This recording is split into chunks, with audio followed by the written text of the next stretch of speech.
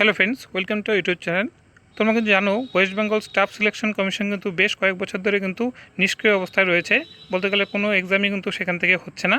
তো এখন কিন্তু West Bengal staff selection commission কিন্তু নড়ে চড়ে বসছে এবং সামনে রিক্রুটমেন্ট বিভিন্ন পদে কিন্তু রিক্রুটমেন্ট হবে, সেটা কিন্তু আজ প্রেস মিট করে জানিয়েছেন।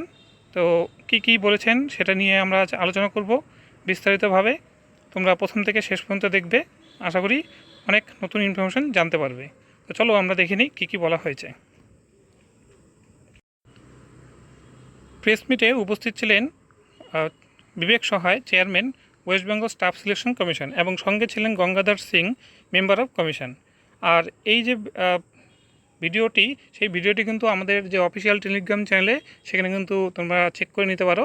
সেটার টেলিগ্রাম চ্যানেলের লিঙ্ক কিন্তু এই ভিডিওটির ডেসক্রিপশনে দেওয়া থাকবে। এরপর দেখো কি বলা আছে। প্রথম পয়েন্টে দেখো, এখানে বলা আছে যে দ্রুত নিয়োগ ও স্বচ্ছতা বজায় রাখার জন্য গত 30শে তারিখ মাননীয় মুখ্যমন্ত্রী বিভিন্ন কমিশনের সঙ্গে বৈঠক করেন এবং দিক নির্দেশ দেন।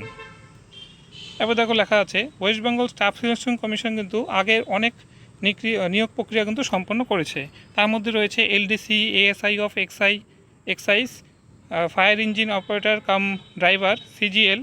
এখানেও কিন্তু কম্বাইন্ড গ্র্যাজুয়েট লেভেল এক্সাম হতো স্টেট লেভেলের। আর inspector in backward class department, special recruitment for SC ST, farmer assistant, deputy ranger forester, stenographer, library assistant, MVI technical, এছাড়াও অনেক কিছু পোস্ট রয়েছে। সেই পোস্টে কিন্তু আগে নিয়মিত রিক্রুটমেন্ট হতো, ঠিক আছে। এখন যেটা বর্তমানে বন্ধ হয়ে গেছে। এরপর দেখো বলা আছে যে পরীক্ষা যেটা হবে, সেটা নিয়োগ প্রক্রিয়া কিন্তু স্বচ্ছতা বাড়াতে এবার থেকে পরীক্ষার্থীদের নিজেদের ওএমআর শিট এর একটি কিন্তু কার্বন কপি কিন্তু দেওয়া হবে। আর ইন্টারভিউতে অনেক অভিযোগ আছে যে ওখানে ম্যাল প্র্যাকটিস হয়, যে নম্বর কম বেশি ওখানে করা হয়। তো ইন্টারভিউতে কোনো রকম কারচুপি রুখতে নম্বর প্রক্রিয়া সুনির্দিষ্ট করা হবে, এবং যেসব পদে পাবলিক ডিলিং বেশি, যেসব পোস্টে আর কি, শুধু সেখানে ইন্টারভিউয়ের গুরুত্ব থাকবে। বাকি পদের ক্ষেত্রে লিখিত পরীক্ষার উপর জোর দেওয়া হবে এবং সেই ভিত্তিতেই কিন্তু মেরিট রেডি করে কিন্তু জয়নিং দেওয়া হবে। এরপরে দেখো বলা আছে, পশ্চিমবঙ্গে চাকরি প্রার্থীদের জন্য পরীক্ষার একটি নির্দিষ্ট শতাংশে বাংলা ভাষার দক্ষতা বা জ্ঞান বাধ্যতামূলকভাবে যাচাই করা হতে পারে, ঠিক আছে। এরপর দেখতে পাচ্ছ যে সংরক্ষণ ও নিয়োগের নিয়ম বজায় রাখতে 100 রোস্টার কঠোরভাবে মেনে চলা হবে, যার ফলে নিয়মের বাইরে কোনো নিয়োগ হবে না। আর এরপরে লেখা আছে, আসন্ন যে পরীক্ষাগুলো হবে সেগুলো ওএমআর শিটের পাশাপাশি কম্পিউটার বেসড টেস্ট বা সিবিটি পদ্ধতিতে কিন্তু নেওয়া হতে পারে, এরকম কিন্তু বলা হয়েছে।